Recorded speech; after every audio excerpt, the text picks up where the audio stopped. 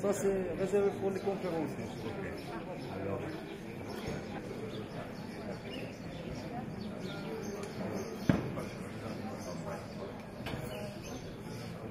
Nombreux pour notre conférence dans la série de Connais-toi toi-même. Nous allons faire une intervention sur corps et âme. Vous entendez pas? Alors je vais forcer ma voix. C'est bon comme ça?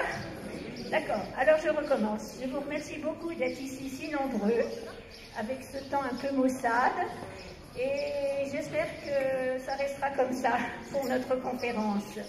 Nous allons aborder, dans le thème du festival « Connais-toi toi-même », une partie qui nous est consacrée, puisque nous travaillons en psychosomatique à Paris, autour de la théorie du professeur Sami Ali. Et nous allons aborder avec vous le thème de corps et âme. Voilà. Donc, Monsieur le docteur Fawzi Scali, qui est anthropologue, va commencer son intervention. Ensuite, nous aurons le docteur Ben Soussan, qui travaille avec nous depuis de nombreuses années et qui faisait partie d'un séminaire avec le professeur Sami Ali. Et il est président des syndicats de tous les psychiatres privés de France. Et ensuite, je prendrai la parole. Je suis le docteur Sylvie Cady. J'ai travaillé depuis de très très nombreuses années avec le professeur Sami Ali. Je vais d'ailleurs lui laisser la parole. Et avec un entretien que j'ai eu avec lui et que je vous ai écrit et que je vais lire. Et je dirige le Centre international de psychosomatique relationnelle que nous avons créé ensemble, Europe, Orient et Amérique latine. Monsieur le docteur Fawzi Scali, je vous laisse la parole.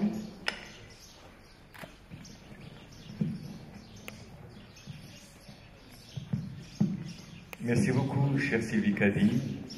Très heureux de nous retrouver pour cette sorte de pèlerinage annuel à Fès, et en l'occurrence en celui aussi de Scheherazade, la bien nommée, n'est-ce pas, puisque c'est un feuilleton qui se développe d'une année à l'autre.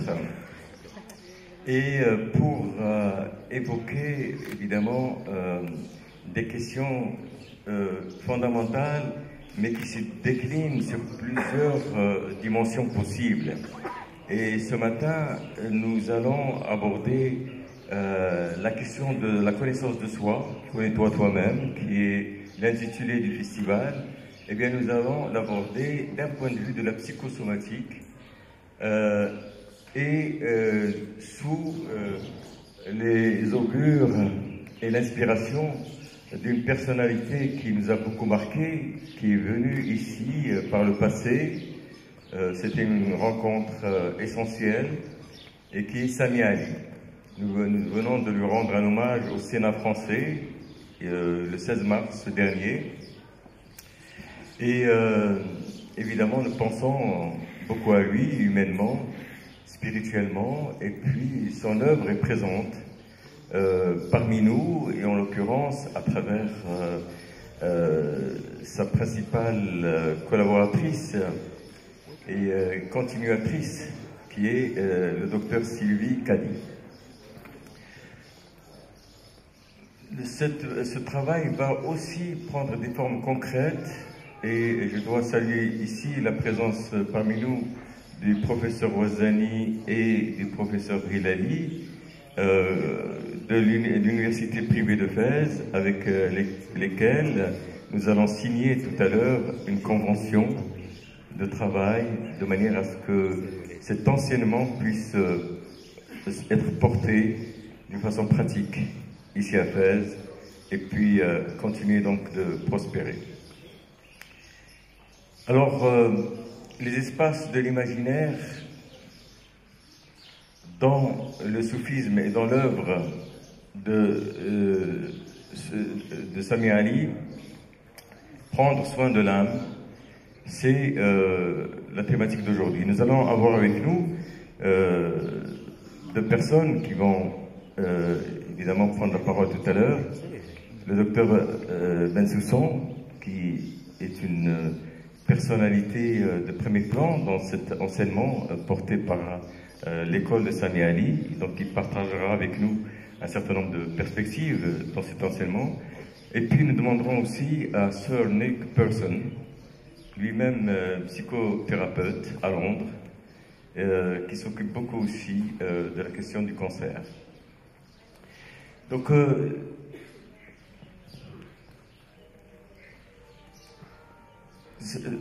cela me fait penser à un certain nombre de concepts quand on parle d'imaginaire ou d'imagination créatrice chez Ibn Arabi, et en l'occurrence la pensée imaginaire chez Sami Ali.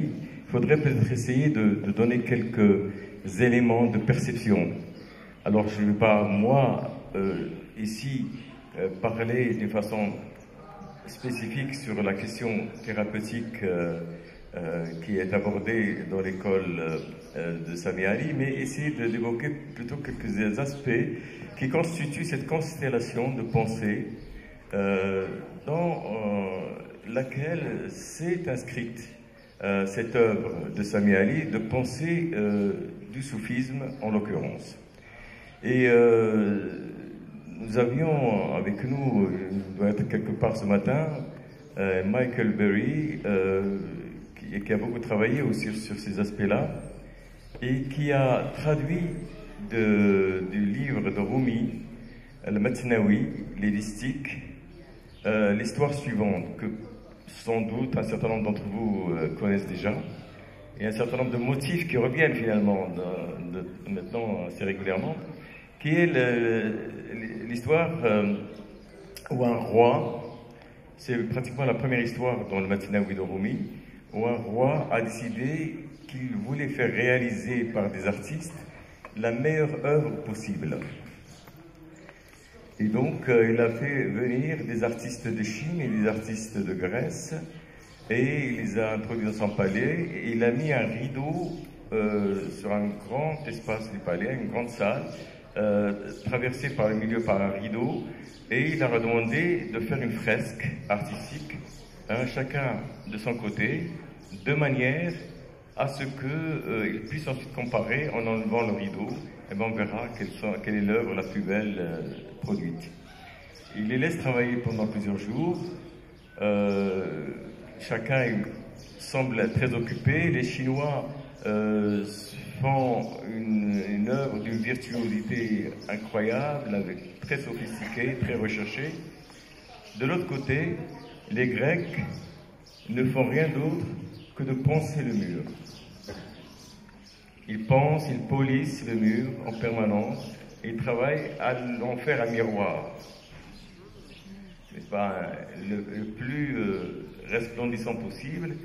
Et lorsque le roi vient, il regarde d'abord l'œuvre chinoise et il est presque complètement évanoui de la beauté qui se dégage de cette œuvre absolument extraordinaire, de cette fresque sans pareil.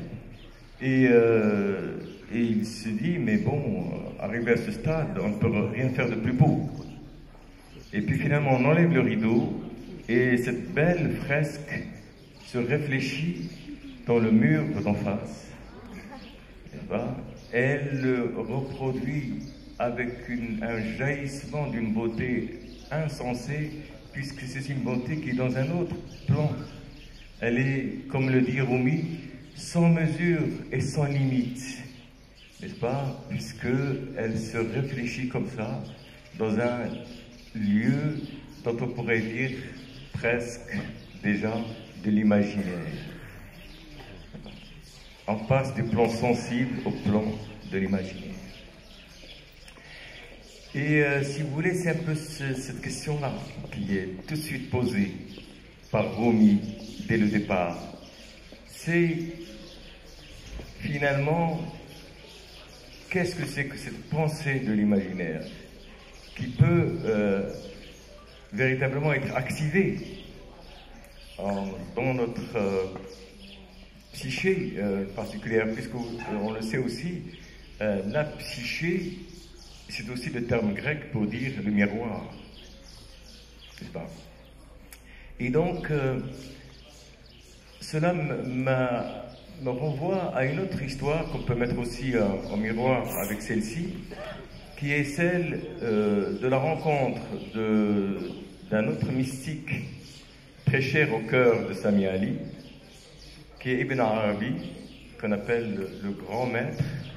Hein, les médiévaux chrétiens l'appelaient le docteur Maximus. Et donc, ce grand maître est lui-même celui qui a promu cette idée de l'imagination créatrice. Il y a d'ailleurs une très belle œuvre, pour ceux que ça peut intéresser, que vous pouvez trouver, qui est celle de Henri Corbin et qui s'intitule L'imagination, et qui a été citée par mon ami Nick Person hier dans sa conférence. L'imagination créatrice dans le soufisme d'Ibn Arabi. Et alors, si vous voulez, c'est dans les Futuhat al-Mikkiya, les illuminations mécoises, Ibn Arabi raconte l'histoire suivante. Il dit que lui-même a été aspiré vers cette quête mystique, spirituelle, très jeune, à telle enseigne que son père a eu quelques inquiétudes à son égard. Est-ce qu'il est tout à fait, est-ce qu'il a encore tout à fait toute sa tête? Est-ce qu'il n'est pas en train de perdre la raison?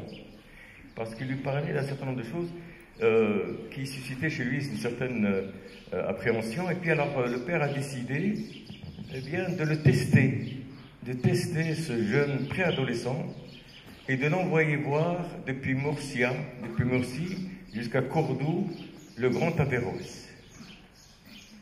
Donc il se déplace sous un prétexte quelconque, il le raconte cela dans ses illuminations mécoises, il se déplace, il frappe à la porte du philosophe qui avait la soixantaine à ce moment-là, et lui peut-être 12-13 ans, c'est assez étonnant. Et puis, lorsque le philosophe ouvre la porte, il regarde Ibn Arabi et il lui dit « oui ». Ibn Arabi le regarde et lui dit « oui ». Bon, le philosophe, semble-t-il, se détend, n'est-ce pas? Il a l'air d'être tout à fait relaxé. Et puis au bout d'un moment, Ibn Arabi dit, réalisant tout à fait ce qu'il voulait dire, je l'ai regardé à nouveau, je lui dis non. Alors, à ce moment-là, il est redevenu nerveux, mais il me dit, mais qu'est-ce que vous pouvez trouver par un autre biais que celui de la raison, et de la rationalité? Puisque ne l'oublions pas, Averroès a été le traducteur, enfin, le commentateur plutôt, d'Aristote, n'est-ce pas, et l'introducteur ensuite de l'œuvre d'Aristote dans l'Occident. Et donc, évidemment, c'était le promoteur de la raison par excellence. Et Ibn Arabi lui répond la chose suivante, il lui dit, eh bien, la vérité est entre oui et non. C'est entre oui et non que l'esprit s'échappe de la matière. L'esprit s'échappe de la matière. C'est-à-dire que ce dont il est question,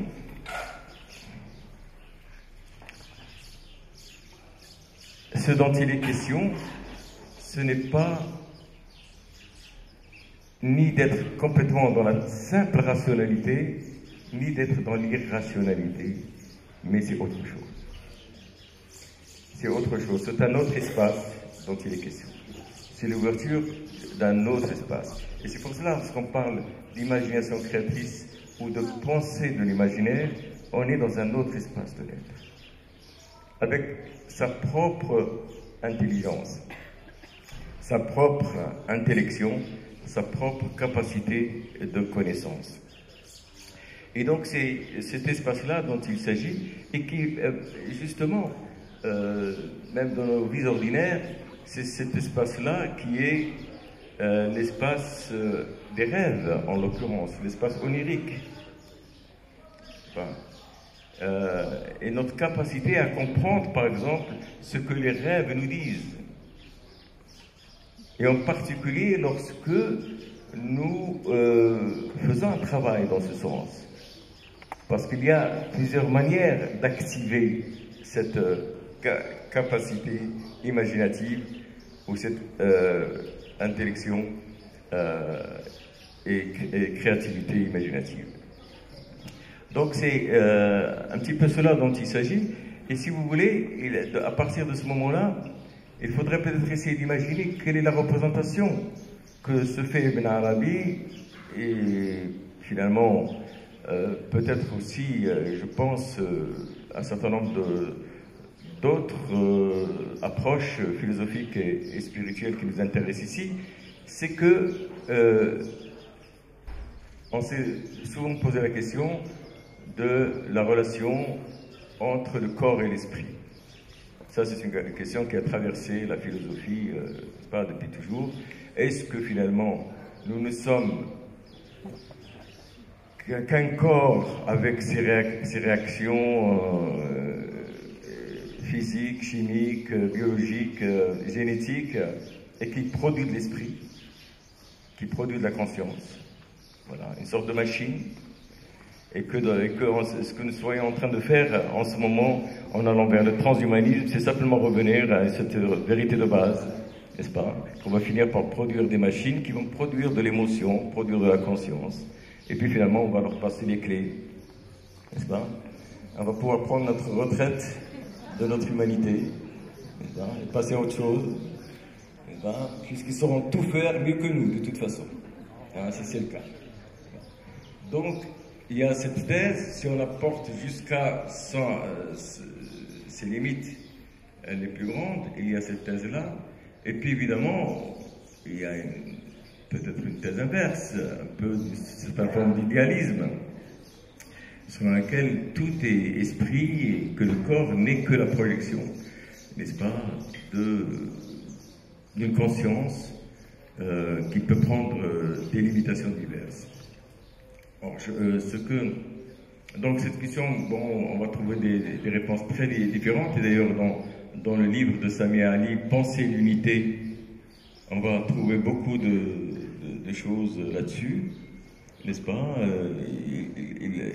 Il va passer en revue un petit peu les différentes propositions philosophiques qui ont traversé l'histoire.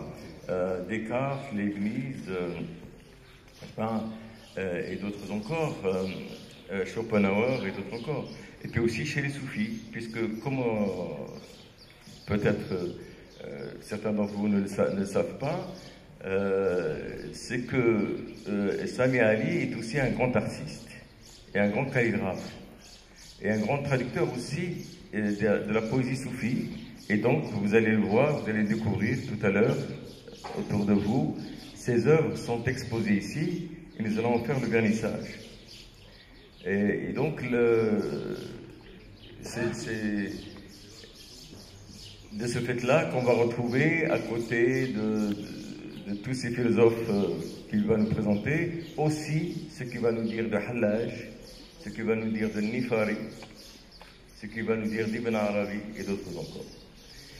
Donc, si vous voulez, on peut considérer que pour avoir une représentation, que dans cette vision qui est la sienne et qui peut être partagée également d'un point de vue du soufisme, évidemment, c'est que c'est pas une dualité, c'est une unité qui prend une forme triptyque.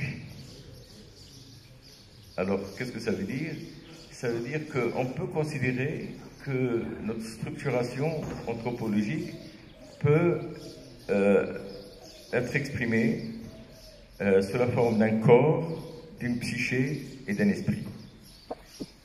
La psyché, c'est ce niveau de l'imaginatif, de l'imaginal, comme dirait Henri Corbin, de l'imaginal, n'est-ce pas, pour le différencier de l'imaginaire dans le sens subjectif du terme, n'est-ce pas? Pourquoi je dis on le différencie de l'imaginaire dans le sens subjectif du terme?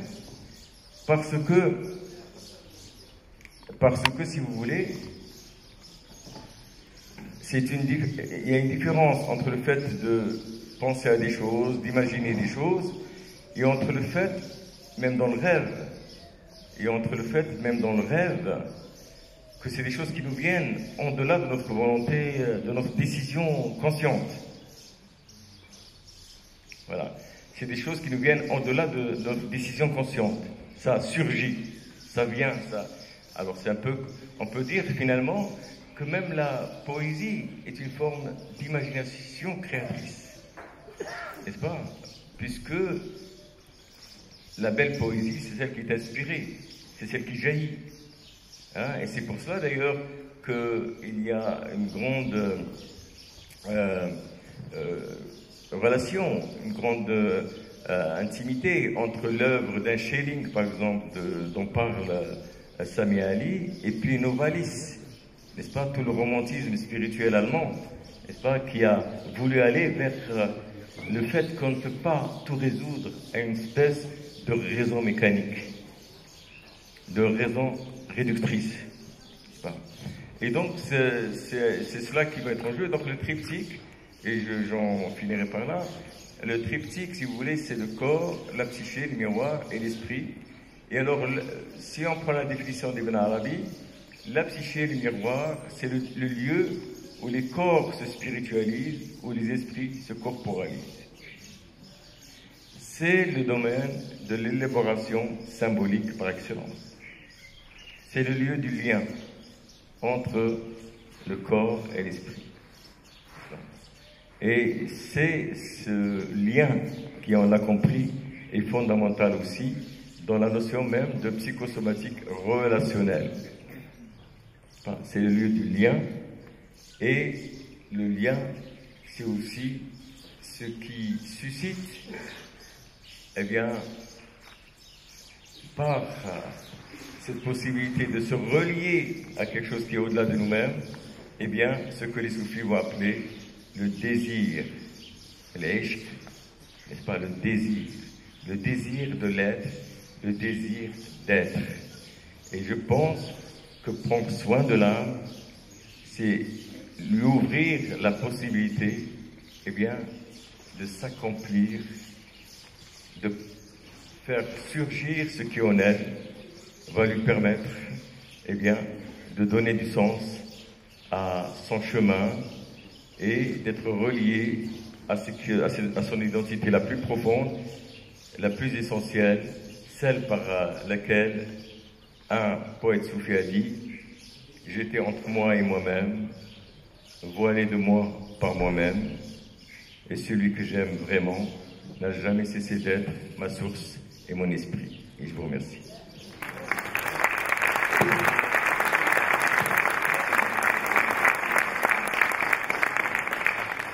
Merci beaucoup, Dr Fawzi Skali. Et je voulais ajouter que, effectivement, toutes les racines égyptiennes de Sami Ali se situent autour de sa culture, de la poésie soufie et des poèmes mystiques arabes, et que d'origine égyptienne, c'est le Maroc dans lequel il a le plus vécu, et il avait avec le Maroc un investissement extrêmement affectif que, effectivement, vous lui avez permis aussi d'avoir en organisant un merveilleux hommage ici à Fès. Sami Ali était pour moi un Égyptien marocain. Voilà. Je vais passer la parole donc au docteur Bensoussan, donc responsable scientifique du Centre international de psychosomatique relationnelle Sami Ali, et qui est psychiatre et qui est président donc de comment ça s'appelle? Association française de psychiatrie, voilà. Le syndicat des psychiatres français. Voilà, exactement. Je te donne la parole. Écoutez, merci à vous et merci à tous. Et puis c'est extrêmement difficile d'intervenir après une présentation aussi brillante du professeur Skali. Vraiment, c'est un peu compliqué. Je souhaitais, voilà, juste l'intitulé de mon intervention, c'est sur les pas de Sami Ali. Et venant pour dire qu'il s'agit bien de pas, hein, c'est-à-dire de ceux qui créent un passage pour nous permettre de suivre une voie sans la connaître a priori. Et suivre les pas de Sami Ali, c'est l'aventure d'une recherche en quelque sorte. Alors peut-être une présentation assez brève pour te dire mon improbable intervention et situer cette improbable intervention dans le cadre du Festival de la culture soufie. Moi je suis un psychiatre plutôt jeune quand je rencontre Sami Ali et j'étais déjà à la recherche d'autres modalités d'approche de mon exercice clinique, probablement déjà conscient des dimensions humaines qui pouvait y avoir, qui pouvait déjà dépasser le savoir sur les différentes pathologies. La psychiatrie est une discipline passionnante en soi, qui est exposée à de grands risques d'insatisfaction. Elle est prise d'un côté par une démarche médicale et son rapport au corps dont on vient de parler, à la pathologie, y compris non organique, que le savoir objectivé. Mais longtemps, la psychiatrie a été un petit peu définie par le fait que c'est un rapport au corps, mais qui n'était pas organique. Donc ce qui n'était pas organique relevait de la psychiatrie. Et de l'autre côté des risques de la psychiatrie, c'est celui des repères autour d'élaboration de symboles, de représentations, de significations, qui ciblait à l'époque une théorie de la sexualité, qui était une forme de modèle pour comprendre la pathologie humaine. Alors je ne pensais pas initialement m'engager dans un parcours de presque 40 ans auprès de Sami Ali.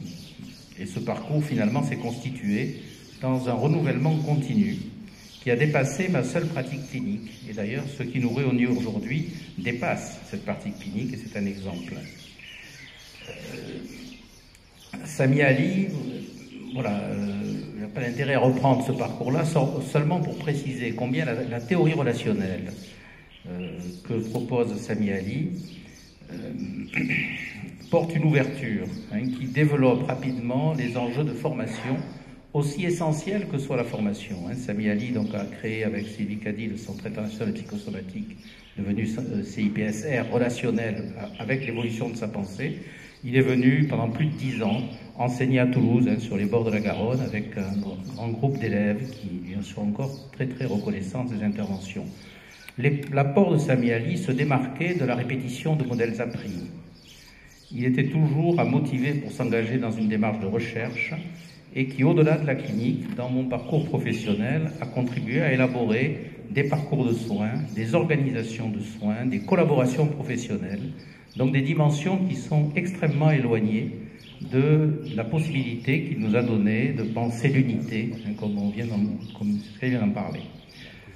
Alors si c'est une démarche clinique qui m'a conduit vers Sami Ali, la pluralité de ses sources d'inspiration, dévoilée avec grande pudeur très progressivement, a transcendé la clinique et la pathologie pour aboutir à la théorie relationnelle. D'ailleurs, Sami Ali ne dévoile clairement ses sources que dans Penser l'unité, ouvrage finalement assez tardif de 2011, mais il ne donnera toute la place de la poésie, en particulier de 3 poètes soufis dans sa propre créativité, que dans Transversal, l'ouvrage qu'il écrit et qu'il nous lègue en 2019. Et c'est dans cet ouvrage que Sami Ali semble s'autoriser en quelque sorte à tout dire, en fait. Il incarne clairement les propos de Wittgenstein, philosophe qu'il reprend, qui dit « On ne cesse d'oublier, d'aller jusqu'au fondement, on ne pose pas assez profond les points d'interrogation. » Sa traduction des grands poètes mystiques arabes est au cœur de son œuvre créatrice, et c'est là qu'il a puisé la profondeur de sa pensée, faisant du traducteur un poète, un peintre, un calligraphe, un écrivain. C'est ce qui a nourri sa pratique de thérapeute, mettant au service de ses patients et de ses élèves son modèle théorique de la réalité humaine. Alors mon projet ici est simplement de proposer une voie d'accès parmi bien d'autres au lien que Sami Ali a pu découvrir dans la complexité de sa démarche, de son élaboration pour conduire au concept de l'unité. Et avant de nommer ce qu'il appelle la source principale de son inspiration, il va faire un détour, on vient d'en parler, chez les philosophes occidentaux pour poser l'interrogation qu'il juge fondamentale. L'interrogation fondamentale, c'est, pour Sami Ali, la relation des mots aux choses, qui est fondatrice de la distinction entre l'âme et le corps. Nifari, poète soufi donc du Xe siècle, est la source de son inspiration. Dans les haltes, il fait disparaître toute différence entre poésie et pensée, que Sami Ali appelle poésie de la pensée, c'est-à-dire qui inclut et exclut la contradiction. C'est ainsi qu'il introduit l'indicible comme révélation de ce qui est là et qui s'occulte par sa présence. Pour Nifari, l'acte même de nommer crée une distance entre le mot et la chose qui détruit l'unité de l'un et de l'autre. Le nom n'est pas la chose, ni la chose le nom. En ce sens, le savoir perd la chose sue, dit Nifari. Cette découverte est d'une telle importance que Samiali va présenter son livre « Pensée d'unité » comme le développement de cette phrase de Nifari « Toute chose a un signe, c'est-à-dire un nom, qui la divise, et par laquelle le signe, c'est-à-dire le nom, se divise. » Et Samiali propose dans ce livre 3 haltes au lecteur, diviser, ne pas diviser, par-delà le signe, pour traiter de la dialectique entre l'âme et le corps, et enfin arriver à penser l'unité. Donc le concept de l'unité n'est pas la totalité, ni la synthèse dialectique à laquelle on aboutit après coup, mais il est issu d'une réflexion radicale sur l'histoire de la philosophie occidentale. La psychosomatique relationnelle est une pensée de l'unité de la réalité humaine avant la division en âme et corps. Et pour saisir la réalité humaine à ce niveau infraverbal, c'est la pensée de Nifari qui a permis ce passage. L'indicible est devenu l'élément essentiel pour comprendre la réalité humaine. La pensée mystique est capable d'éclairer la clinique en ce qu'elle a de plus fondamental. La dernière étape de l'élaboration de la théorie relationnelle a eu pour objectif de répondre à la question de savoir si la pensée relationnelle peut s'étendre transversalement, c'est-à-dire inclure d'autres champs que celui de la psychosomatique. L'intention est de retrouver ce qui unifie au lieu de ce qui disperse. L'œuvre de Samiali emprunte cette transversalité en passant par la psychosomatique pour s'étendre à la poésie, à la peinture, à la calligraphie, à la philosophie. Il découvre la poésie de la pensée dans laquelle, d'une manière quasiment impossible, la poésie sublime fait un avec la pensée profonde chez 3 grands poètes mystiques arabes. Alors cette quête de l'unité chez les poètes soufis s'appelle l'un ou lui. Samiali, s'inspirant d'Ibn Arabi, formule le principe même de la psychosomatique relationnelle. Regarde le tout dans le tout, tu trouveras le tout. Samiali dit ce qu'il trouve de singulier dans la poésie de Hallaj, c'est que cette poésie montre est en même temps cachée. Ce paradoxe éventuel est inséparable de la langue arabe et des mots de sens opposé, les hadad, dont il a beaucoup parlé. Ainsi, l'irrationnel de la langue va voisiner avec le rationnel pour délimiter un espace supplémentaire qui est le sacré. Dans la poésie d'Hallaj, le visible est en même temps invisible et le différent identique. L'expérience soufie ne peut être déterminée uniquement par les hadad. Ce qui est déterminant, c'est le climat de non-obstruction, de libre respiration dans lequel la pensée s'épanouit quand elle n'exclut pas le contradictoire. Grâce aux mots au sens opposé s'instaure une forme unique de pensée qui s'approprie l'impensable, qui est la pensée de l'imaginaire. La poésie de Hallaj réalise l'identité du dedans et du dehors, montre ce qui doit être caché. Nul éloignement pour moi après ton éloignement, depuis que j'eus la certitude que proche et loin sont un, car même dans l'abandon m'accompagne. Comment peut-il avoir abandon quand l'amour fait exister? La poésie de Hallaj réalise l'identité du dedans et du dehors et montre ce qui doit être caché. L'intuition mystique est ce point absolu dont la forme concrète est l'expression allusive par quoi s'accomplit, en poésie comme en mystique, l'effacement de soi dans l'unique. La poésie de la Hallaj est une poésie de la pensée. Penser le poème et consubstantiel au poème, participe du poème et le poème. Il oppose à l'extrême dépouillement de la poésie de Hallaj, qu'il décrit comme tendu comme un arc sur le point de se rompre, on verra dans les calligraphies exposées, que traverse une relation unique à l'unique, il oppose la poésie d'Ibn Arabi, qui elle s'accommode des apparences et se déploie dans le multiple. Ibn Arabi dit tout ce à quoi je fais référence n'est qu'attribut divin. Son affirmation est que le multiple est un, qu'il est l'un. Chez Ibn Arabi, la difficulté est que la vision poétique ouvre un espace soustrait à l'opposition du littéral et du symbolique. Chez Ibn Arabi, le réel est un symbole et le symbole un réel. C'est une autre façon de dire ce qui fondamentalement appartient à l'indicible, dans une conscience qui, échappant au clivage, intègre en elle-même l'acte de rêver et la lucidité parfaite. C'est une façon de confronter la raison à ce qui la dépasse, c'est-à-dire le contradictoire. Or, cette impasse de la raison, au lieu de condamner l'être à l'impensable, fournit au contraire la possibilité de constituer la pensée de l'imaginaire. C'est une fulguration qui appartient à l'intuition poétique, qui est le dévoilement d'un impossible qui se réalise par l'effacement de soi. Révélation et passion sont les deux axes de l'expérience qui trouvent dans le contradictoire la voie d'accès à Dieu. Contradictoire est à comprendre comme l'unité des contraires, identité des termes s'excluant mutuellement. Ce sont des moments dans le temps qui transcendent le temps, où entre les choses les plus lointaines se nouent des liens, donnant fin à l'antagonisme. Ces phénomènes qui s'agencent dans l'espace et le temps viennent mettre fin à toute polarité, à commencer par celle qui oppose sujet et objet. Connaissance mystique et connaissance poétique se rejoignent. L'intuition poétique est ainsi le dévoilement d'un impossible qui se réalise par l'effacement de soi. Cet effacement est celui-là même qui singularise la passion, qui est la perte de soi en l'autre. Le poète voit la beauté de l'univers réfléchie dans celle de l'aimer.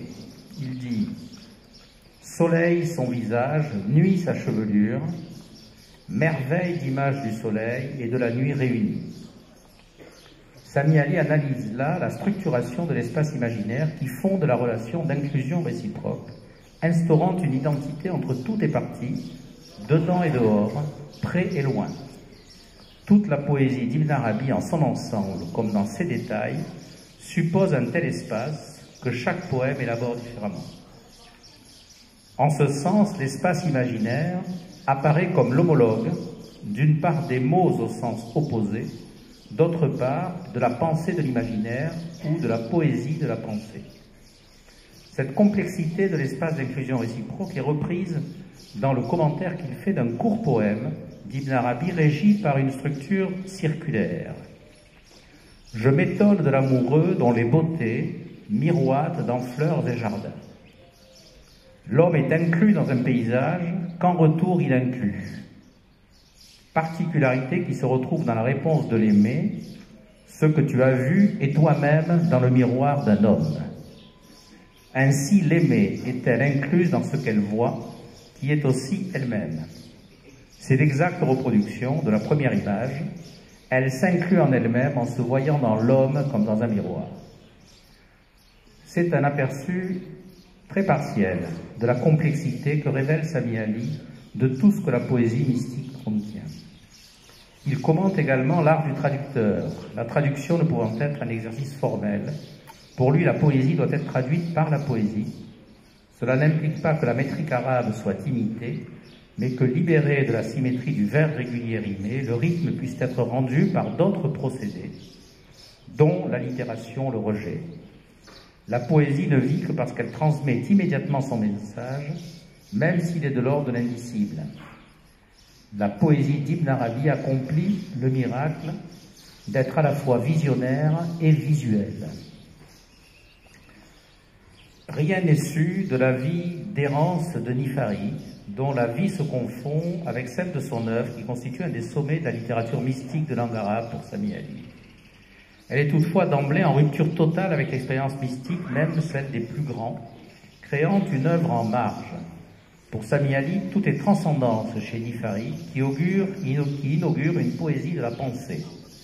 C'est un concept paradoxal qui réunit ce qui contredit la pensée parce qu'il inclut la contradiction, c'est-à-dire la poésie, et ce qui exclut la contradiction parce qu'il se constitue comme une pensée. La poésie a ceci de singulier qu'elle peut simultanément dire la chose et son contraire, et ainsi accéder à une vérité qui en même temps est celle de l'indicible. La poésie de la pensée n'affirme pas la totalité mais l'unité. Elle n'est pas le tout mais l'un, un qui est éminemment l'unique. La vision de Nifari échappe à toutes les catégories de la raison tout en s'effectuant à travers ces mêmes catégories pour formuler des propositions qui s'entrechoquent et se détruisent à mesure. Et il m'a dit, tu ne me connais pas. Si tu ne me vois pas d'une seule vision, par-delà les antonymes. Ce ne sont pas seulement des termes qui s'opposent logiquement les uns aux autres, mais aussi des termes qui signifient la chose et son contraire, auxquels la langue arabe réserve cette catégorie lexicale dont on a parlé tout à l'heure, les adad. Dans le contexte de l'expérience soufie, deux termes jouent un rôle déterminant. Un, tala, qui signifie s'éloigner et s'approcher, et l'autre, qui signifie paraître et disparaître, bana. C'est une volonté de la langue arabe de laisser pousser des significations contradictoires. Leur seule pertinence se trouve dans l'expérience poétique et mystique qui intègre le contradictoire, dont elle est à même de se servir comme moyen supplémentaire pour communiquer l'incommunicable. La transcendance est un passage à la limite qui s'opère à l'intérieur de la langue elle-même. Sami Ali montre l'usage du contradictoire chez Nifari, d'ailleurs il est exposé sur ses murs, et il m'a dit, si tu me vois, le dévoilement et le voilement sont pareils. La cohérence dans l'écriture de Nifari découle d'un principe fondamental, alliant le rêve à la pensée et conférant à l'espace sa structure imaginaire. L'assimilation de l'ensemble des éléments à chaque élément de l'ensemble. Le rationnel et l'irrationnel se réconcilient au sein d'une démarche dont la rigueur est en même temps poésie. Outre la symétrie, qui n'est pas simplement le jeu de miroir, la circularité demeure une figure privilégiée de l'écriture de Nifari. Symétrie et circularité restent des formes fermées dans l'œuvre de Nifari, associées à une forme ouverte qui permet leur enchaînement grâce à la conjonction « et » qu'on retrouve dans chaque poème. Ainsi, les figures rythmiques de Nifari, ouvertes ou fermées, se combinent pour suggérer une présence insaisissable qui transcende les mots, tout en étant liée aux mots.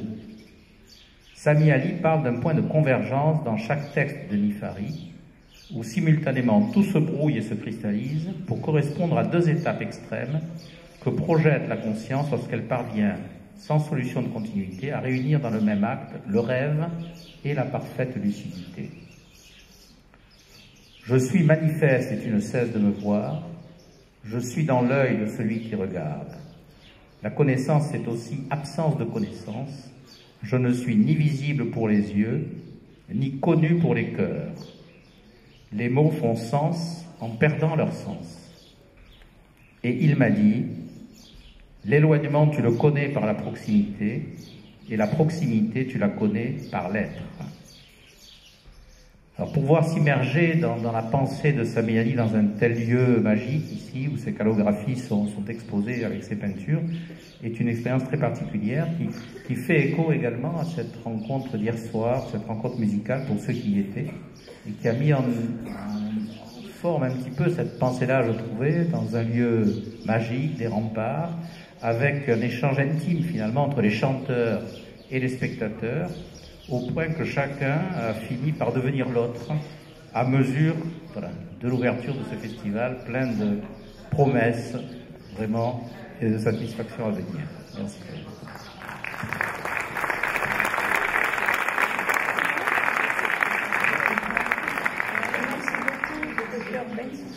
Pour la précision qu'il a apportée à l'œuvre de Sami Ali et son lien, je dirais presque viscéral, à la culture soufie. Effectivement, je voudrais remercier le Festival de la culture soufie de nous avoir invités ici pour présenter Sami Ali, son travail et les liens qu'il a avec cette culture soufie qui est vraiment une base essentielle de son travail par la suite de thérapeute.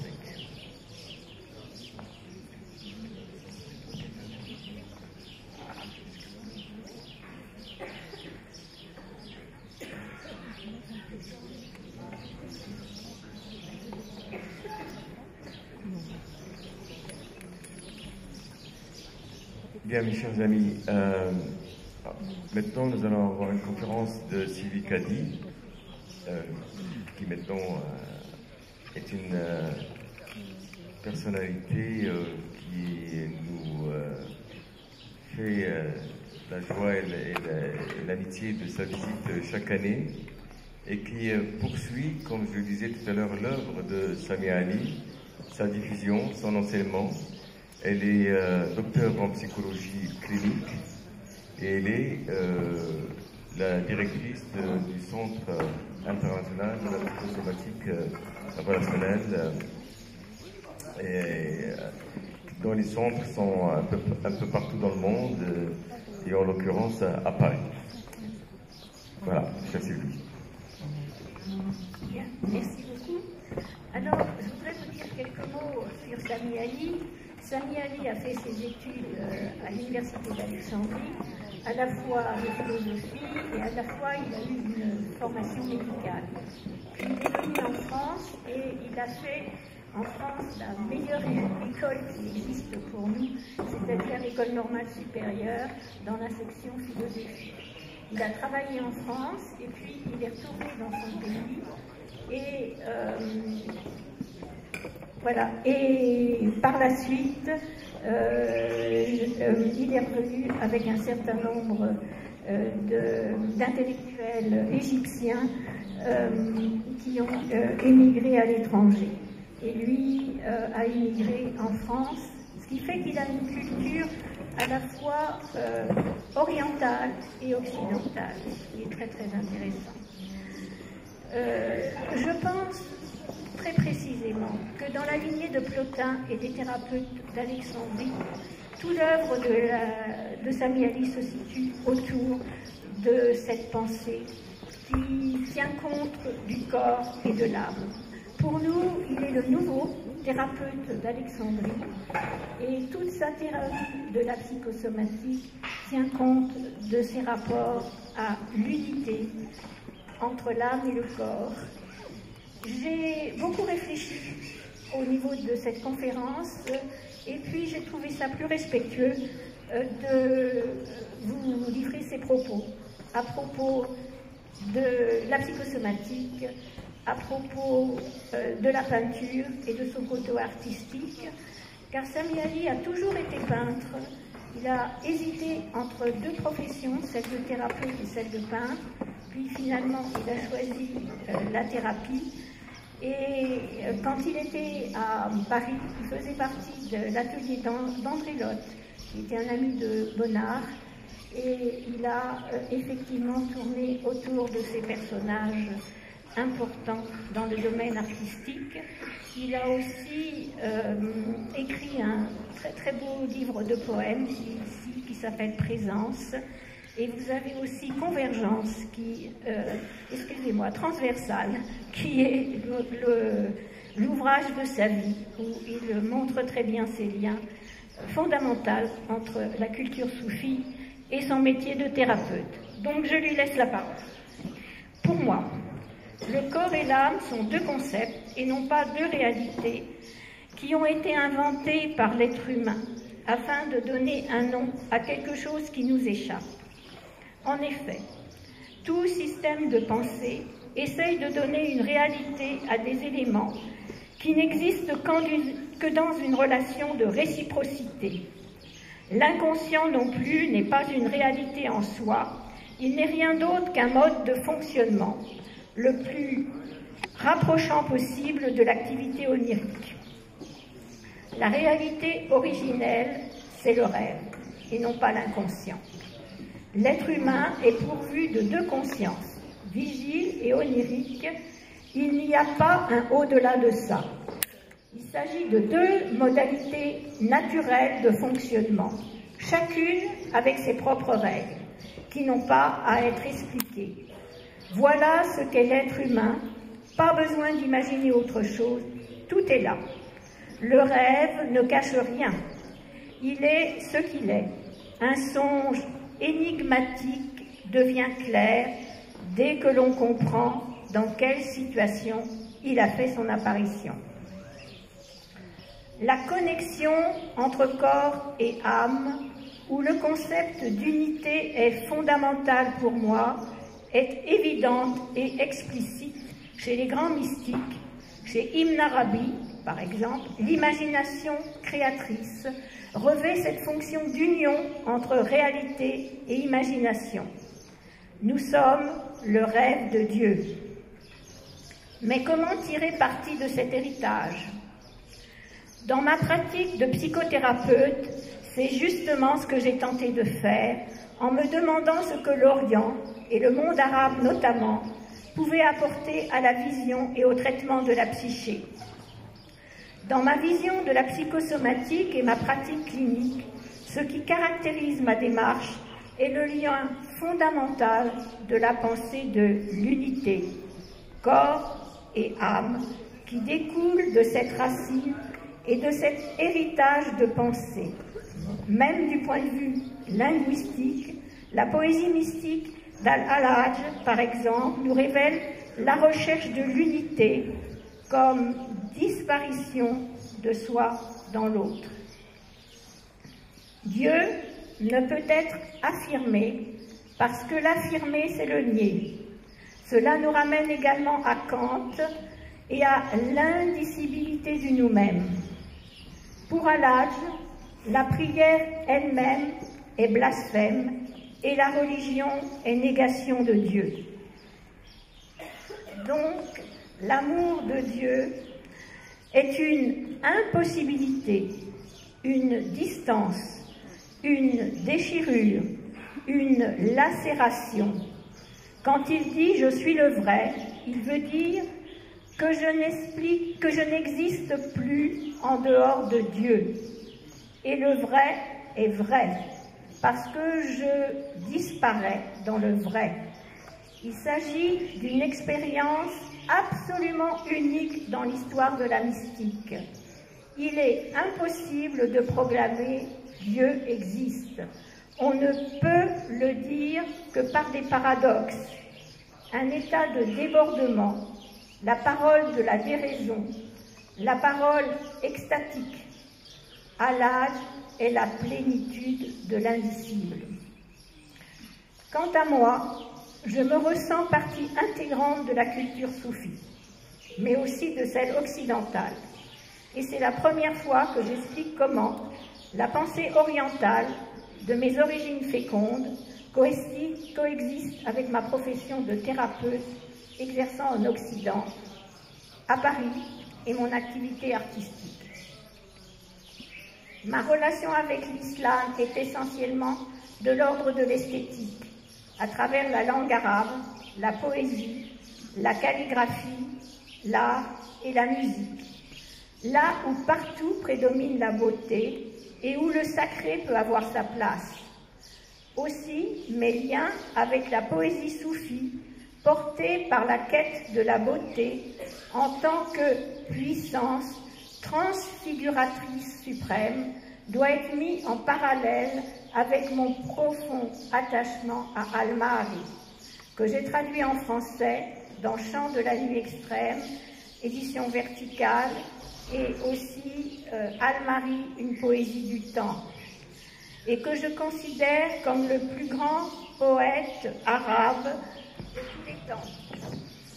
Aveugle à l'âge de 5 ans, il est devenu le chantre par excellence de la douleur humaine, d'être dans le temps, sans la moindre certitude quant au commencement et à la fin.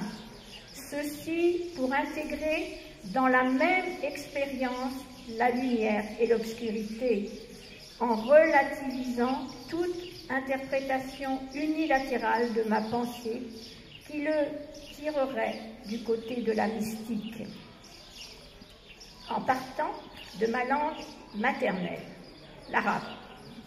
La présence de mots au sens opposé m'a permis d'envisager une nouvelle vision de l'inconscient. Benveniste a montré que, pour Freud, l'existence de ces mots dans une langue se rattache à une sorte d'ambiguïté primordiale qui disparaît au fur et à mesure que la langue, en mûrissant, s'éloigne de l'indifférenciation de ses origines.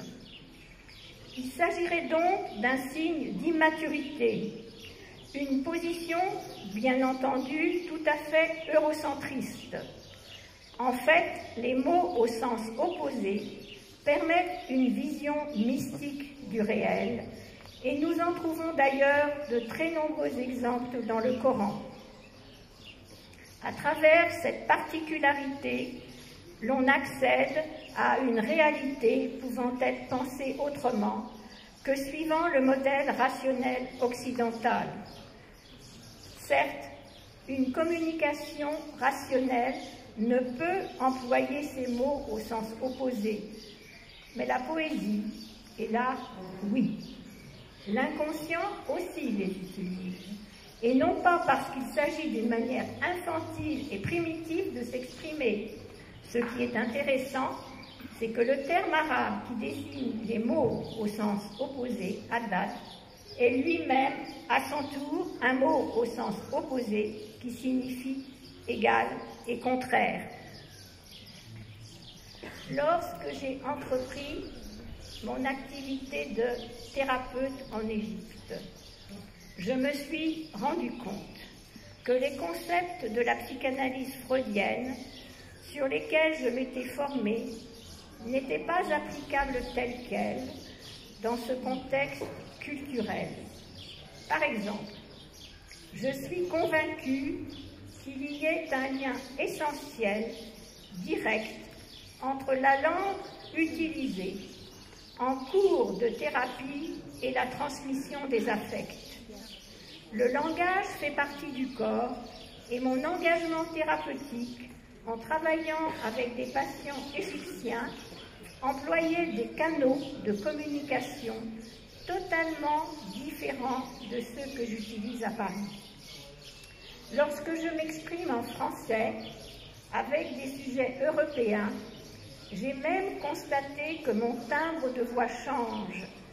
Quand je parle arabe, mon ton est beaucoup plus haut, il monte.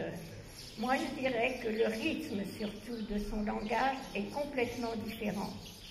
Il est beaucoup plus tonique quand il parlait arabe que quand il parlait français. Ma double appartenance à deux langues et deux cultures m'a permis d'apporter dans la pensée occidentale la richesse inestimable de la culture et de la pensée arabo-musulmane autour du concept de l'unité. La tradition de la pensée de l'unité que j'ai découvert dans l'art arabe, la poésie mystique et le soufisme m'a été de grande utilité dans la pratique thérapeutique, afin de donner une vue juste de l'ensemble des facteurs qui empêchent toute solution. La perception du conflit solu et surtout de l'impasse, qui est, je peux le dire, l'élément essentiel de toute sa théorie, qui débouche sur la découverte d'une situation impossible. Voilà le point de départ de mon travail thérapeutique qui consiste à repérer et à formuler l'impasse, les deux situations étant facteurs de pathologie psychosomatique. Puis, à partir de là, non pas à trouver là une solution à l'impasse, car par définition, elle est insoluble. Il ne convient pas d'essayer, mais de lui trouver un autre destin. En fait, il y a une continuité entre les poètes mystiques comme Hallaj, Ibn Arabi et mon expérience clinique, ma peinture, comme mes travaux de calligraphe, se rattachant à ma formation islamique. Ainsi, l'interdiction explicite de reproduire la figure humaine n'apparaît pas dans le Coran, mais plutôt dans la parole du prophète qui en déconseille l'usage dans l'art. Car Dieu regarde nos actes et ne s'intéresse à la forme, non pas à la forme extérieure et aux apparences. Cela rejoint d'ailleurs la tradition judaïque où les images anthropomorphes sont interdites parce qu'elles sont considérées comme un péché d'orgueil de l'homme qui veut rivaliser avec Dieu. En revanche, Dans l'islam, l'image humaine n'est pas valorisée, simplement par manque d'importance.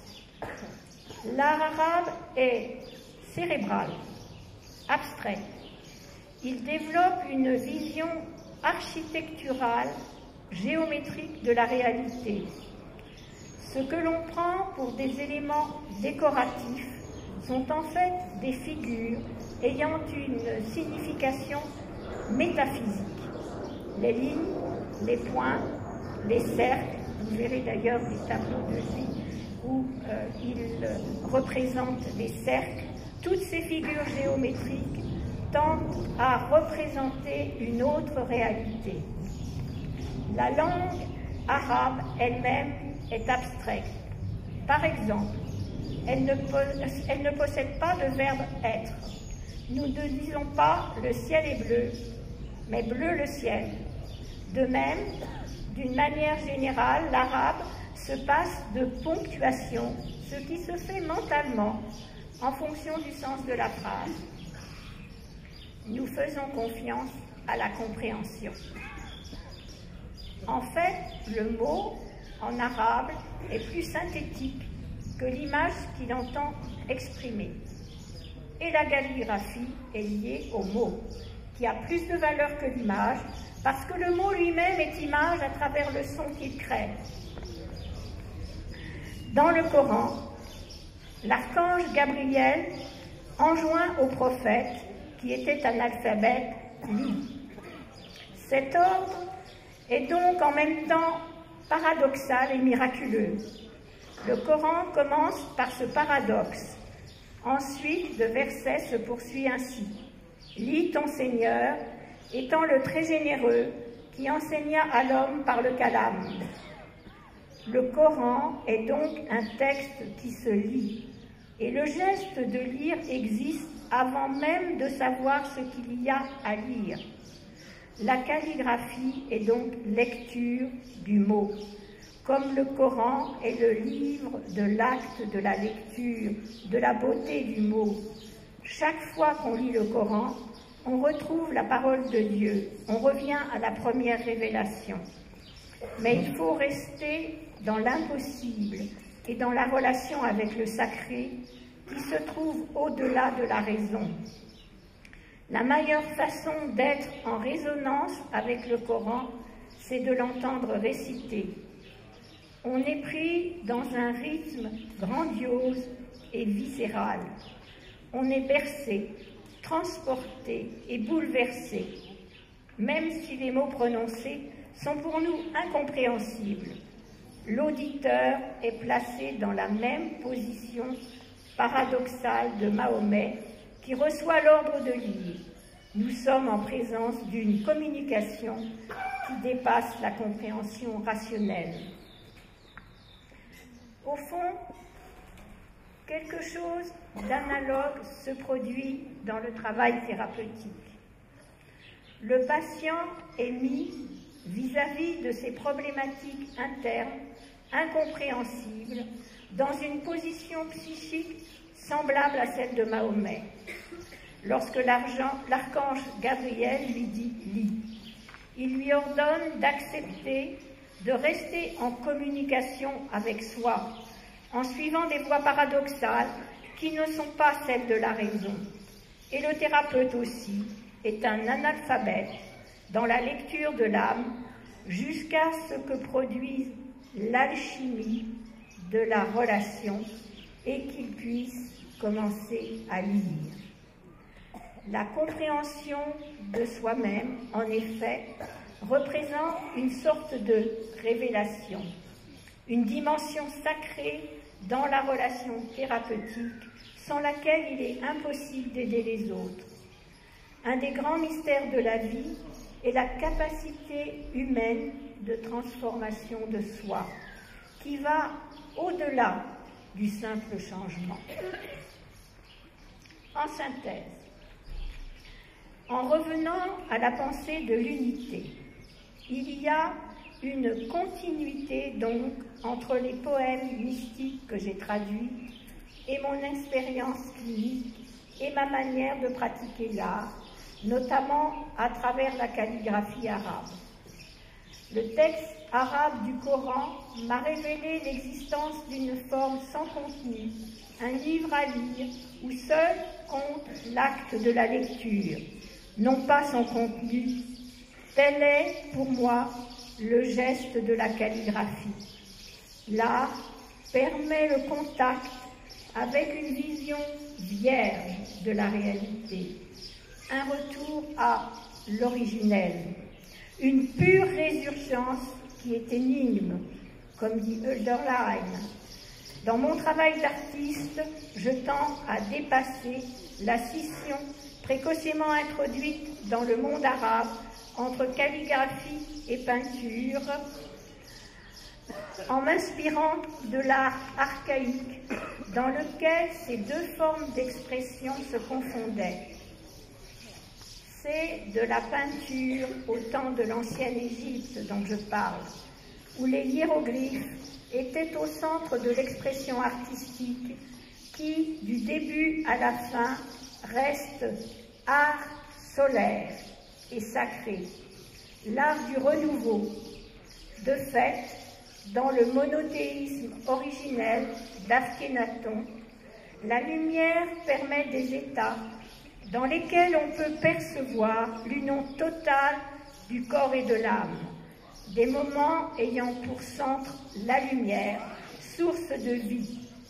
Pour moi, ce qui est fondamental, c'est l'alternance du rythme jour-nuit, une image de la résurrection après la mort, qui ne supprime pas l'ombre, mais l'intègre. Calligraphie et peinture témoignent du fait incroyable que tout ce qui existe est transfiguration de la lumière. Ça, vous verrez, c'est très significatif dans ses œuvres. Tes rayons donnent des yeux à ce que tu as écrit, à ce que tu as créé, lit-on dans l'hymne d'Akhenaton au soleil. Quoique philosophe de formation, je ne crois pas que la pensée rationnelle puisse répondre aux grandes questions de l'homme. Selon moi, l'art est la seule manière de faire face à l'énigme de l'être, mais non pas pour répondre à la question. L'art ne se pose pas de questions. Dans l'art, nul besoin d'en poser. L'art, c'est comme la lumière. Salut.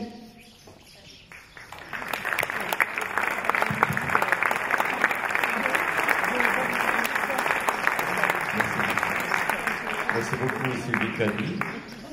Merci infiniment de répercuter cette parole de Sami Ali dans ce riad où il a passé quelques moments importants, je pense.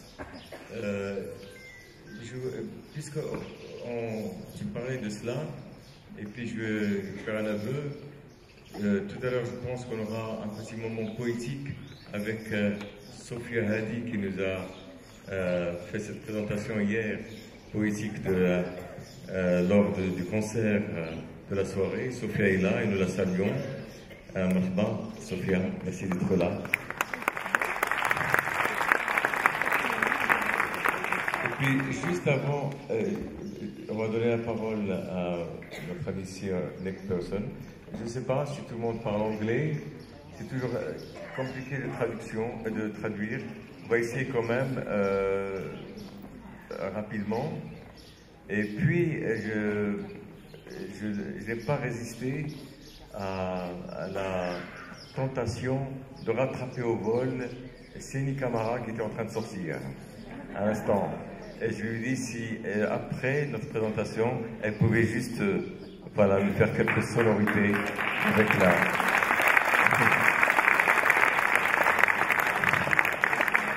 message et tout sera dans l'ordre. Voilà. Comme les événements vous échappent, faites d'honnêtes les orchestrateurs, n'est-ce pas? C'est quelque chose de bien cool. Bien, Nick, please. Yeah, in English, yeah. Yeah, I understand. Yes, absolutely. Like it. No, you can speak in English and you can translate like it. Right. Not to make it too long, just a short thing, and yeah. Thank you.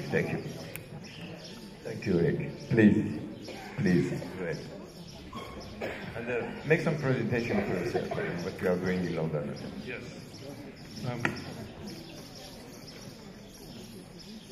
Hello. Good morning, ladies and gentlemen. Oh.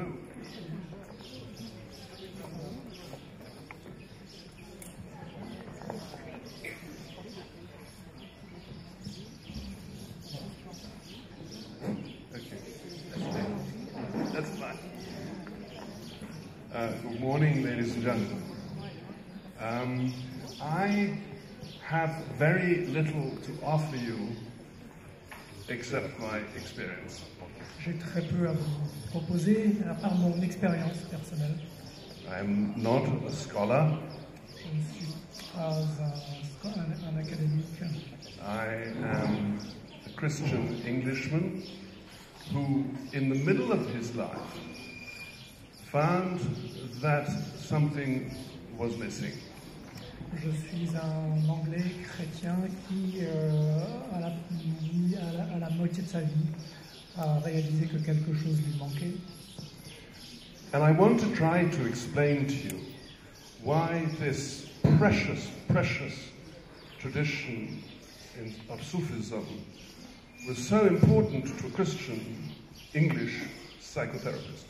Et j'aimerais vous expliquer comment est-ce que cette tradition du soufisme était si cruciale pour nous dans la chrétienté. I had been in the army, I had been in international business, I had been in British politics. J'ai fait l'armée, j'ai fait la politique, j'ai fait du commerce, du business. But around my midlife, I knew something was missing. And I think it is in fact something that is also missing from my culture. Et à la moitié de ma vie, j'ai réalisé que quelque chose manquait et je pense que c'est quelque chose qui manque aussi à ma culture. I had to find that thing for myself, and at the time I felt the best way to try was to train as a psychotherapist. Et donc j'ai dû le faire par moi-même et j'ai réalisé que la meilleure chose ce serait de me former à la psychothérapie. Completely against the traditions of my family and the world from which I came.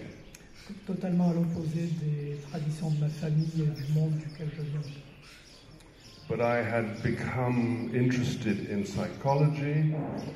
I was yet to learn that a psychology without a spiritual base is completely useless. Et donc j'ai réalisé, je me suis passionné pour la psychologie, mais j'ai vite réalisé que la psychologie sans une base spirituelle est totalement inutile.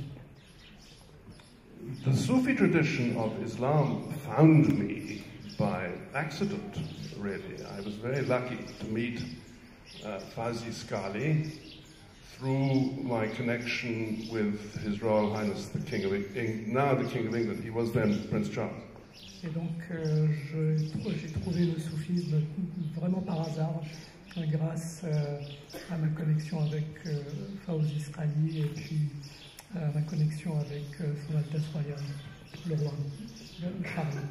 Because King Charles very much treasures his connection with the Sacred Music Festival.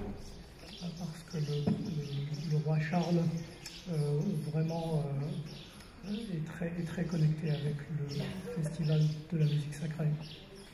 And through working for him, I came into connection with Fawzi, and I also came into connection with the Sufi world through the works of Henri Corbin.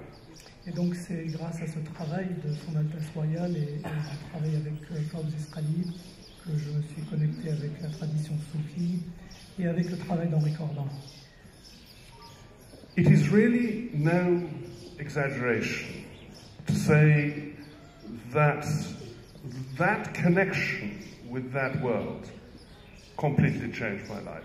Et ce ne serait pas exagéré de dire que cette connexion a totalement changé ma vie. I was trained in the traditional psychotherapeutic way in England. J'ai reçu une formation en psychothérapie traditionnelle. And this is conducted very, very much with the thinking, discursive mind. Et cette formation est vraiment basée sur des éléments très théoriques, très intellectuels. So we spend hours and hours and weeks talking to each other. Et donc nous passons notre temps à ne parler qu'à nous-mêmes. But it wasn't until I discovered, through the magnificent work of Henri Corbin, in his great work, The Creative Imagination, in the work of, in the creative imagination, in the work of the Sufism of Ibn Arabi.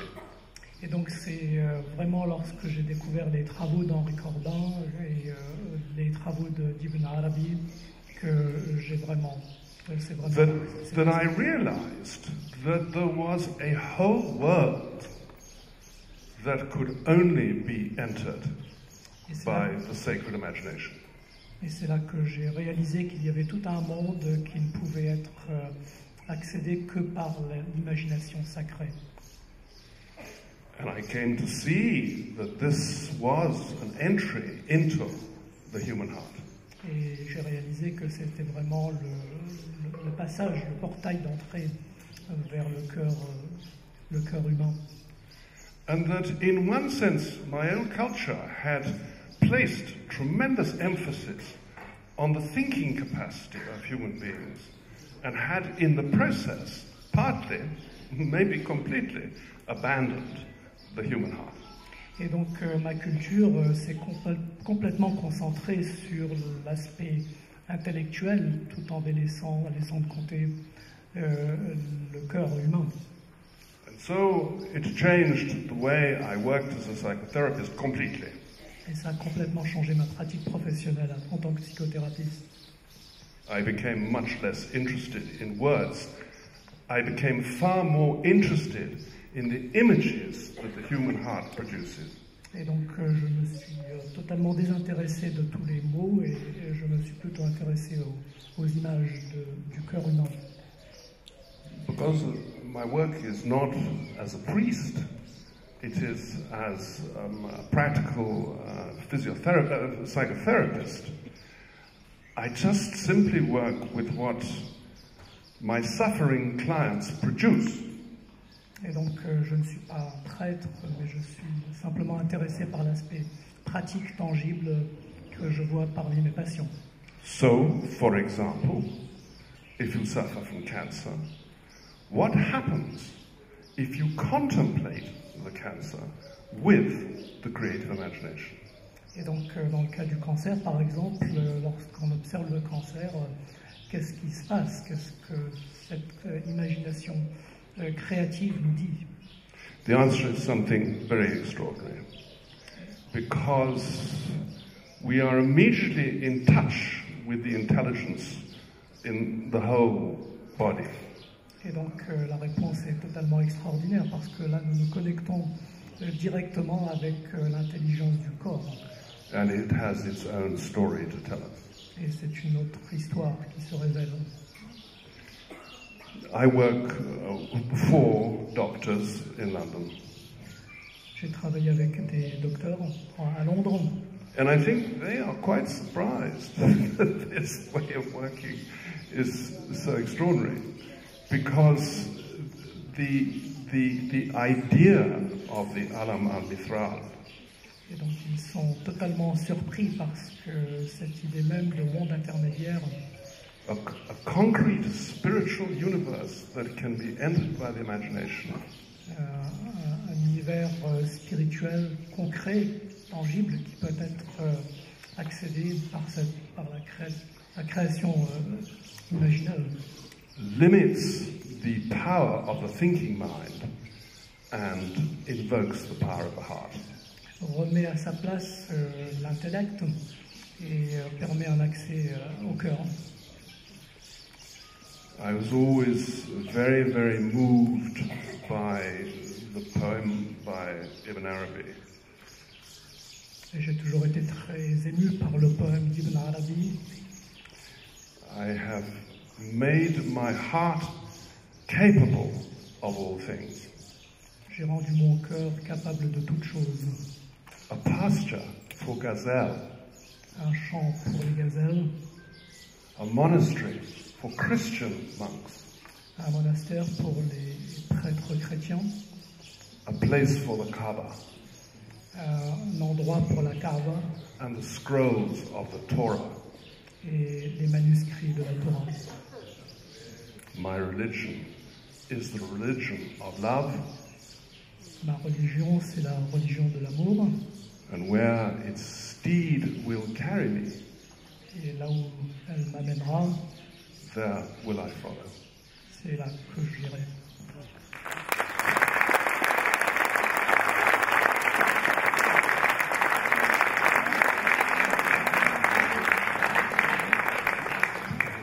Thank you very much, Nick. Thank you. It was beautiful. And nothing to say more than just hearing our very dear friend, Seni. Please.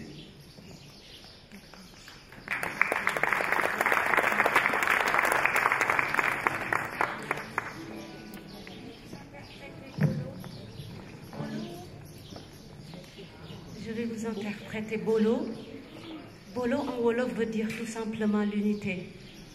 Et c'est dans l'unité qu'on trouvera tout ce qu'on cherche dans ce monde.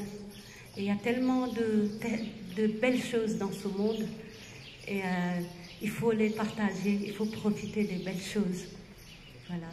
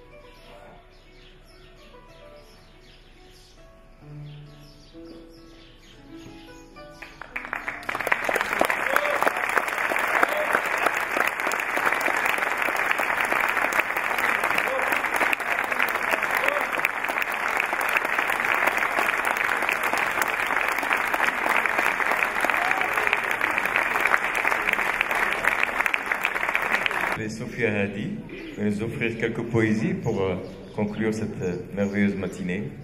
Et je crois en symbiose avec tout ce qui a été dit. Et Sophia Hadi est une des belles âmes et comédiennes du Maroc, voilà, qui, comme vous l'avez vu hier, est poétesse dans l'âme. Voilà, c'est la pensée poétique et la poésie de la pensée, comme on l'a dit tout à l'heure. Ma chère Susan.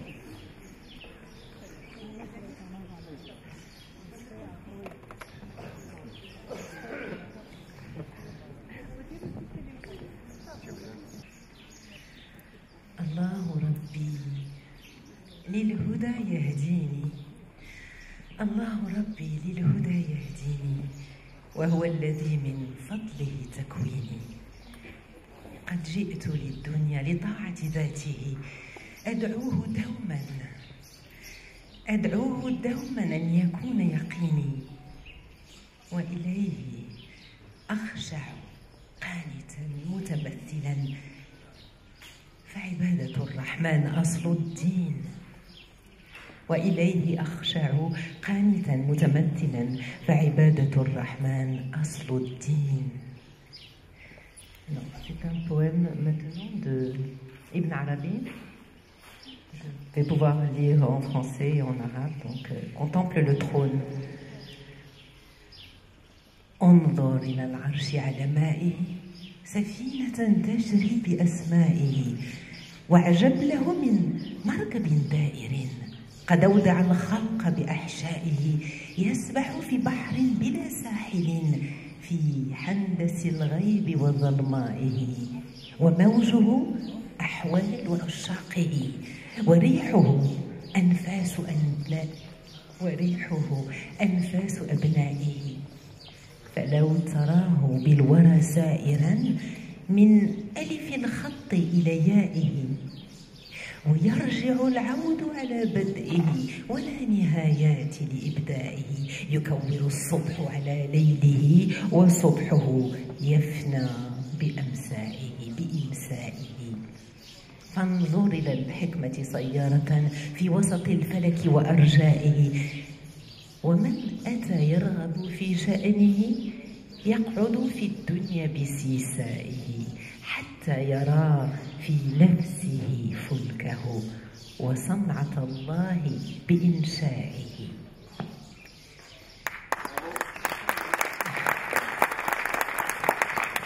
Contemple le trône sur son eau, vaisseau naviguant avec ses noms divins. Et émerveille-toi devant une arche en rotation. À ses entrailles, ces créatures furent confiées.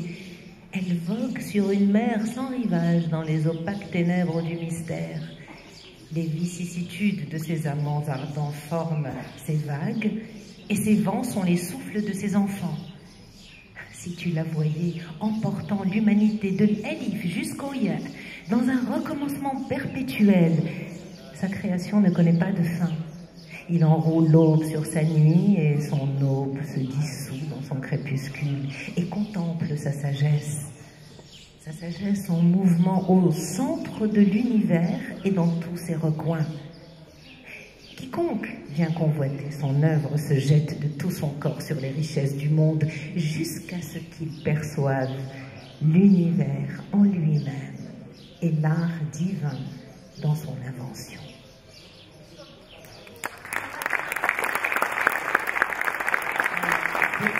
راحتي رابعة العدوية، راحتي في إخوتي راحتي يا إخوتي في خلوتي، وحبيبي دائما في حضرتي، لم أجد لي عن هواه عوضا، وهواه في البرايا محنتي، حيثما كنت أشاهد حسنه فهو محرابي إليه قبلتي.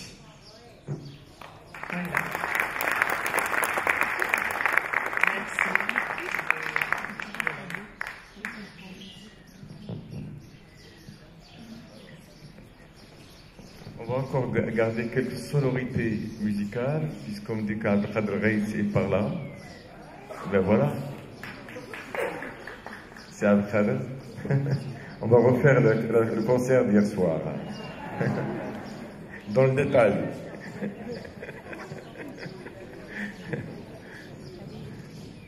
C'est Abdelkader, tu parles là? Ah, aussi.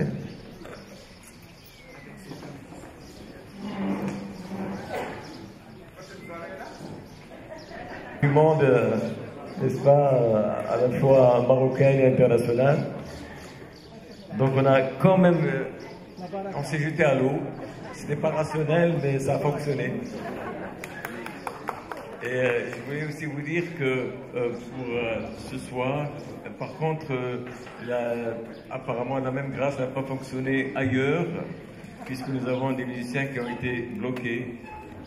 Celui de ce soir, qui ne sera pas là, Saïn Zahour, on va essayer de le récupérer par d'autres biais pendant la semaine. Ce soir, nous aurons une confrérie soufie, Ouazzania, qui va venir le remplacer au pied levé. Et donc nous serons toujours à la Bab el-Wakina. Mais ce soir, la météo n'annonce absolument pas de pluie, mais portez vos parapluies s'il vous plaît. Parce qu'apparemment tout marche de travers.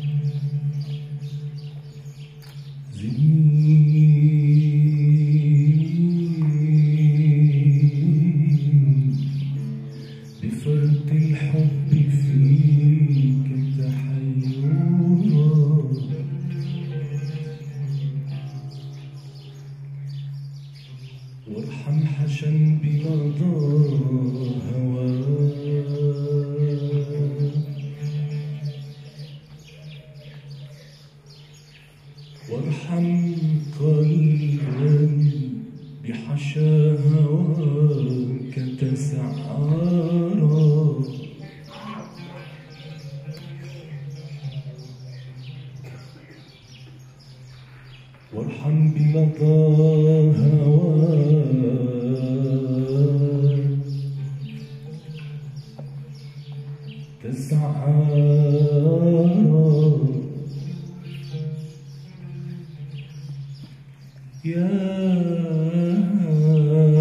قلب أنت وعدتني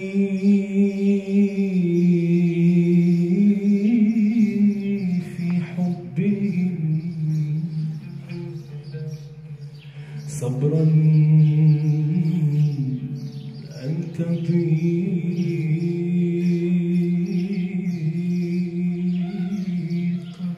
وتنجار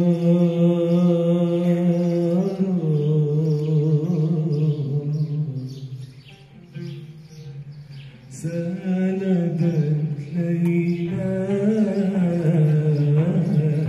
مني العقل قلت يا ليلى ارحمي القتلى ارحمي القتلى سالبت ليلى مني العقل قلت يا ليلى ارحمي القتلى ارحمي القتلى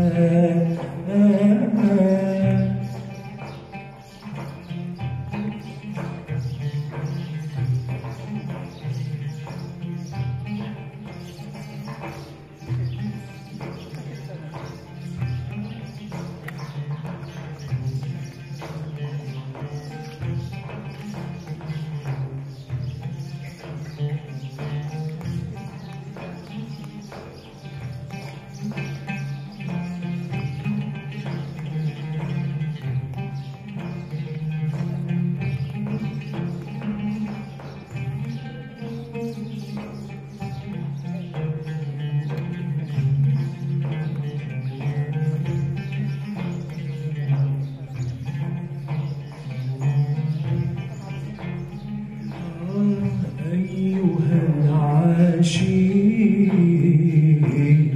إن كنت صديق لي سوى فريق تغنمي الوصلات تغنمي الوصلات سالبت ليلى مني العقل قلت يا ليلى ارحمي القتلى ارحمي القتلى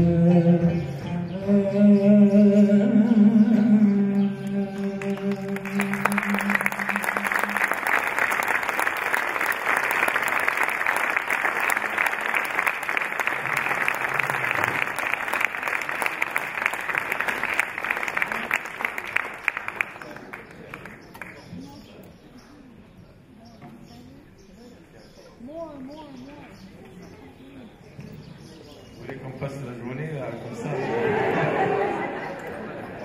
C'est presque un arrache-cœur que de s'arrêter. Mais bon, il y aura encore d'autres choses, et puis ce sont des amis très chers, des compagnons de route, qui seront encore avec nous pendant, Inch'Allah, longtemps.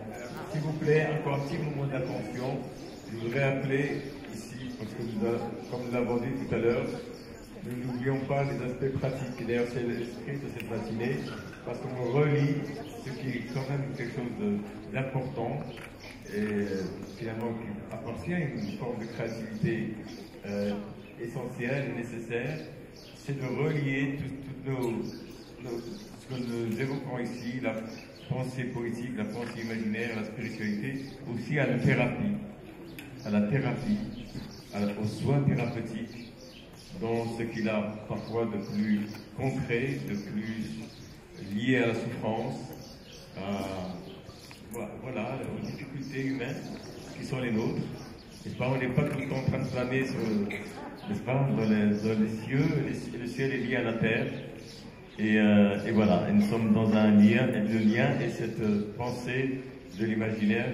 Et donc, en l'occurrence, nous avons signé, prendre acte et signer avec l'université privée de Fès et avec évidemment, le Centre international de psychosomatique relationnelle, une convention pour un enseignement qui va commencer à partir de l'automne prochain. Donc je demande au professeur doyen de l'université privée de Fès, à M. Cohen, aussi auprès de nous, à M. Hilali, s'il vous plaît, auprès de nous, et puis nous allons procéder à la signature de cette convention. Et puis ensuite, nous sommes tous invités évidemment au vernissage de cette très très belle exposition, vous allez voir, très très belle exposition. Et là vous avez aussi les portfolios des calligraphies de Samial. Donc, alors je vais, de la part du Centre international de psychosomatique à Paris, Samial, vous offrir cette magnifique photo-calligraphie qui est toute une série que vous ne voyez pas encore, mais que vous verrez un jour. Donc, qui a été effectué par M. Samiali, et là, il vous fait un petit signe. Voilà.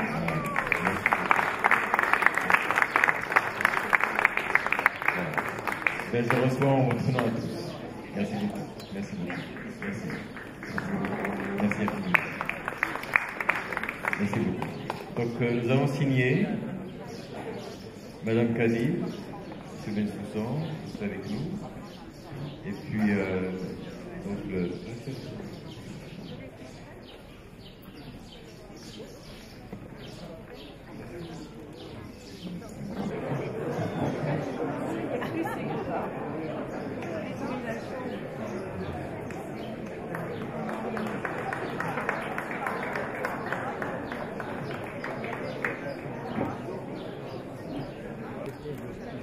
Voilà. Merci beaucoup.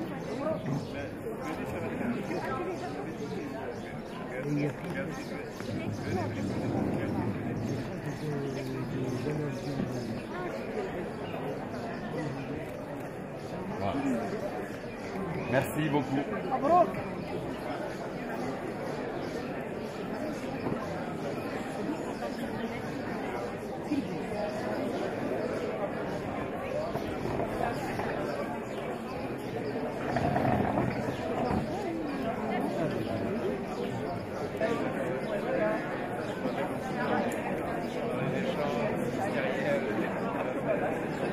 Vraiment. Merci beaucoup pour votre intervention. Je ne suis pas psychiatre, je suis psychothérapeute et responsable de service.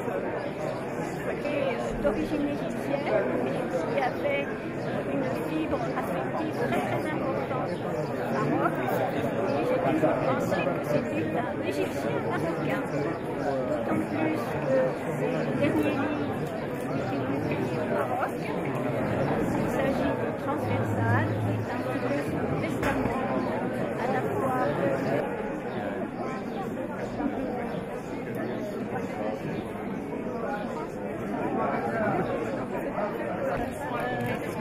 celui-là, 200 dirhams, 150 dirhams. Qu'est-ce que vous avez 200.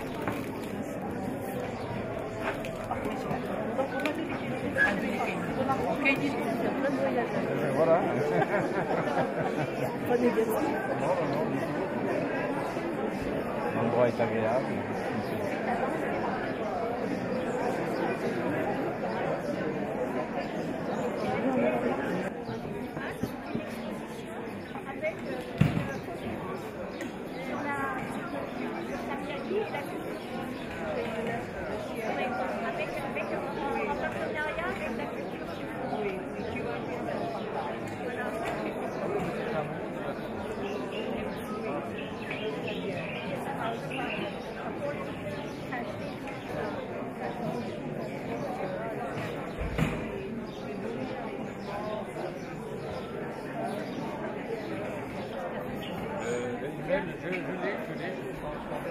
Donc, tu vas m'envoyer ton email et moi je t'envoie le dossier de presse.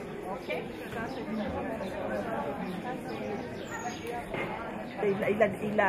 Il en parle tellement bien que il faut chercher la présence. On est trop éparpillés. Et là, il faut chercher cette présence. Exactement. Voilà, je pense. Ça commence. On se présente. C'est parti. Je suis le docteur Sylvie Cady. Je dirige le Centre international de psychosomatique relationnelle Sami Ali à Paris. Et nous venons de faire une conférence sur corps et âme au Festival de la culture soufie. Le lien entre Sami Ali et la culture soufie, je dirais, est viscéral. C'est-à-dire que cela fait partie de ses racines très importantes de la culture arabe dont il est issu. C'est un Égyptien qui a eu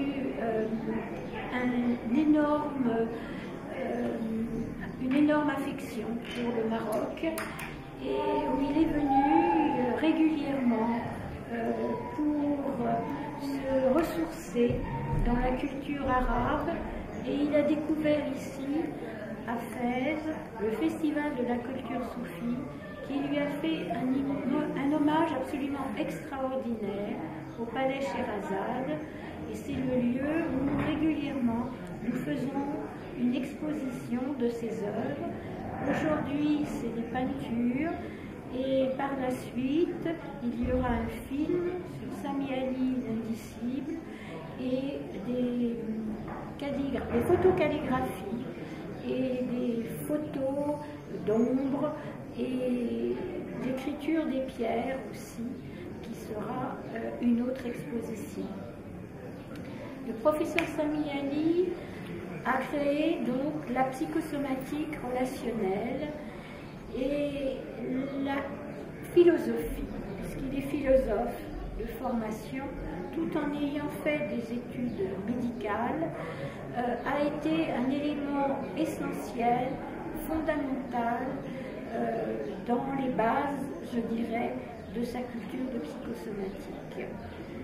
En tant que philosophe, il a repris les données philosophiques qu'il a pu rencontrer dans la poésie d'Al-Hajj, d'Ibn Arabi, de Al-Nifari, mais aussi d'autres mystiques arabes comme Al-Mari, et ils ont éclairé toute sa formation philosophique par la suite, lorsqu'il est venu à Paris étudier donc, à l'École normale supérieure de la rue d'Ulm, où il a eu affaire aux poètes là tout à fait occidentaux.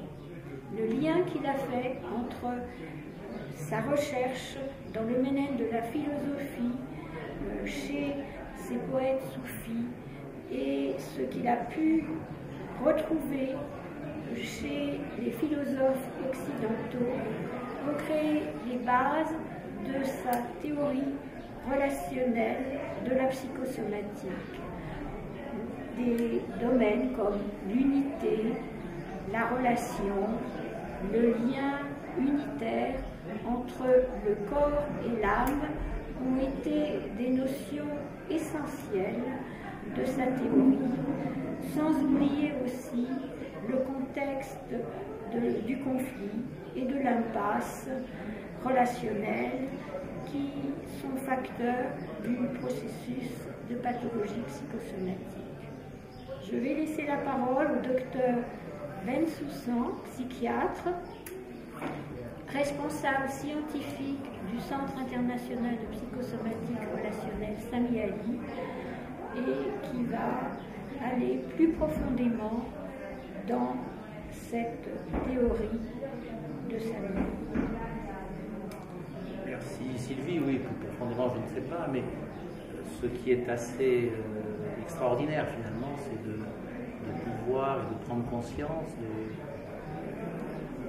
finalement tardivement et secondairement de l'endroit où Sami Ali a puisé ses références, son inspiration, sa recherche et ses découvertes, et de voir comment ces sources sont diverses, très transversales, mais ce qu'il place en premier, c'est justement cette poésie mystique et sa connaissance aboutie des grands poètes soufis, et dont on découvre, après coup, en tous les cas en ce qui me concerne, l'importance dans ses travaux. Freud est parti d'une démarche médicale, neurologique, pour essayer d'élaborer une approche scientifique finalement de la pathologie humaine. On voit bien comment Sami Ali, progressivement, alors qu'avec lui nous sommes partis d'éléments pratiques, d'éléments cliniques, d'enjeux de soins, d'enjeux médicaux, touchant à la pathologie réelle, du corps réel en tous les cas, et y compris à la pathologie psychiatrique, pour arriver à mieux la comprendre, à mieux la traiter. Et il a donné des outils pour justement qui se déclinent dans une pratique médicale pour être au plus près des patients et finalement leur apporter une aide par la relation que l'on peut établir avec eux, mais une relation qui est façonnée par une méthodologie très spécifique qui s'appuie sur la théorie relationnelle. Et de voir que cette théorie relationnelle ne part pas d'un constat médical, d'un constat scientifique, mais trouve sa source, Sylvie Cady l'a précisé, dans des éléments tels que le soufisme, la philosophie, la peinture, l'écriture, mais vraiment c'est extrêmement étonnant de voir comment déjà tout est contenu dans les poèmes qu'il écrit lui-même quand il traduit les grands mystiques arabes, donc qui nous donne accès à ce que nous n'avons pas accès parce que nous ne possédons pas la langue, et ça n'est pas surprenant qu'il puisse placer la langue justement et la langue maternelle comme une des composantes essentielles de la relation dans sa théorie relationnelle. Et je trouve qu'avec ce que Sami Ali amène dans ses derniers ouvrages de ces 10 dernières années, grosso modo, c'est cette ouverture et cette place qu'il donne à la poésie, à la mystique, à l'art, et de permettre de comprendre comment en effet la question de l'art vient aussi apparaître comme une possibilité thérapeutique in fine dans des situations qui peuvent être désespérées ou qu'il a qualifiées dans des situations qui peuvent être prises dans une forme d'impasse à travers tout ce qu'il a pu développer et théoriser autour de l'impasse. Après, je ne sais pas jusqu'où on peut aller, mais voilà, je crois que cette transversalité est quelque chose d'extrêmement important. Je voulais ajouter que les derniers livres de Sami Ali ont été publiés au Maroc, Transversal, qui est en fait son testament scientifique et littéraire, son livre de poésie, Présence, qui est magnifique et qui a été édité ici, à Casablanca, et le portfolio de 3 poètes soufis, mystiques arabes, c'est Al-Hajj, Ibn Arabi et Al-Fari, qui ont été faits par la galerie Shraibi à Casablanca.